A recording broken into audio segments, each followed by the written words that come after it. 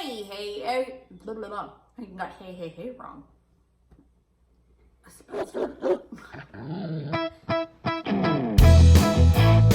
It's not a real fire. It can't burn you. Think fireside. Chat.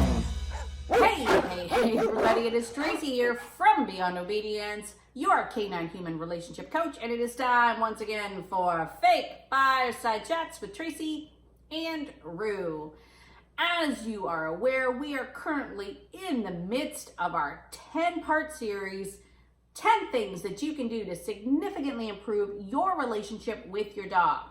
We start at number 10 with be there. Suspending all of the thoughts in your head about your to-do list or your grocery list or the projects you have to do, and actually be there with your dog. When you're out on a walk, be there with your dog. Check in with your dog. And last week, we added another exercise called Be With, an almost meditative-like experience that you can do with your dog.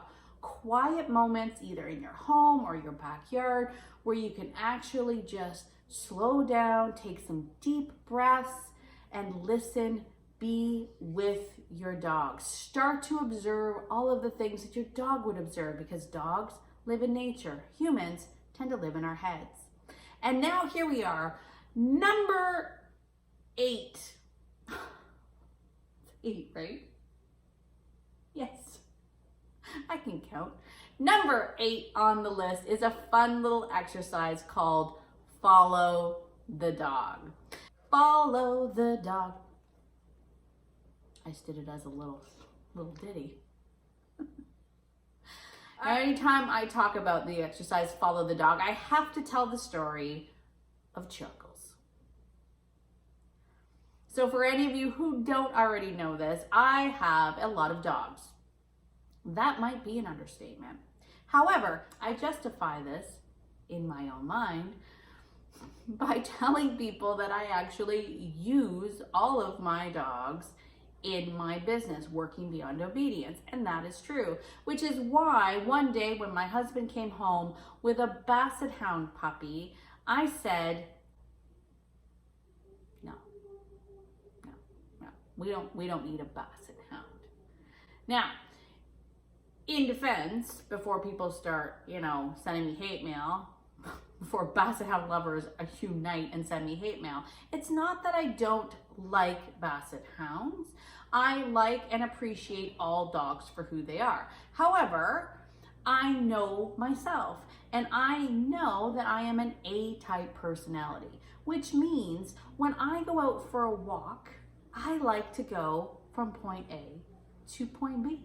That's how I like to go. Basset Hounds and Beagles and Bloodhounds and hounds in general tend to like to go like this on their walk everywhere but getting to point B. And I know that will frustrate me as an owner. So I tend not to gravitate to those types of breeds. Again, I have nothing against them personally. I just knew for my work and for me that a Basset Hound probably wouldn't be the best fit. However, my husband's sad puppy dog eyes were bigger than the Basset Hound puppy dog eyes. And he said, listen, you have all of the dogs and I have none. And this guy matches the interior of my truck.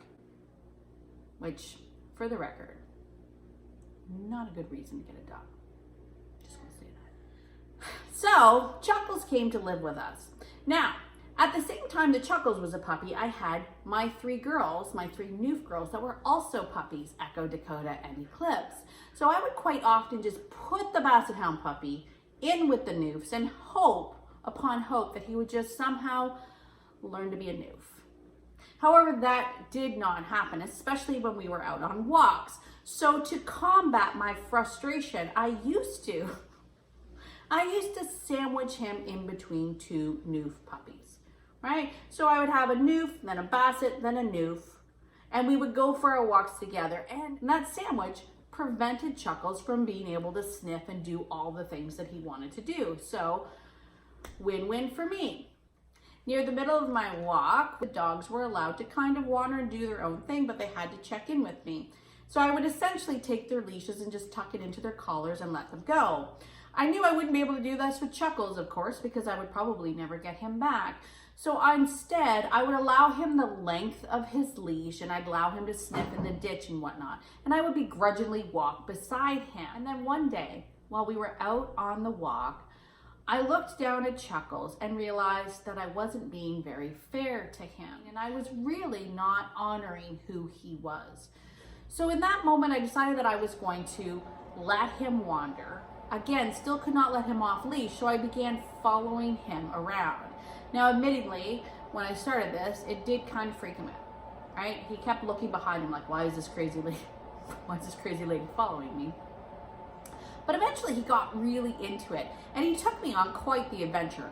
We went down into the ditch and through the field. We found a really gross swamp-like area.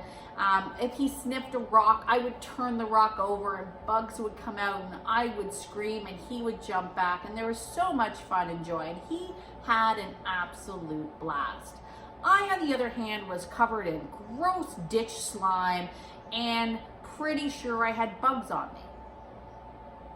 However, something really amazing happened after that little follow the dog session. We came up out of the ditch. I called the rest of the dogs to me. I grabbed all of their leashes, and when we walked home, Chuckles walked beside me. No new sandwich required. From that moment on, the exercise of follow the dog became something that I recommend a lot of my clients do. Now, I will use the caveat that you obviously always have to be safe. Never allow your dog to lead you someplace dangerous. Only do this in areas where you know that your dog won't get into trouble. But if you can suspend your human side for a short time, you will be amazed how much dogs will give back to you. So, give it a try. Let me know how it works out, and I will see you next time on Think Fireside! Chat! When you have bad ankles and you suddenly regret doing this impromptu follow the dog session. Yep. So much regret now. 'Cause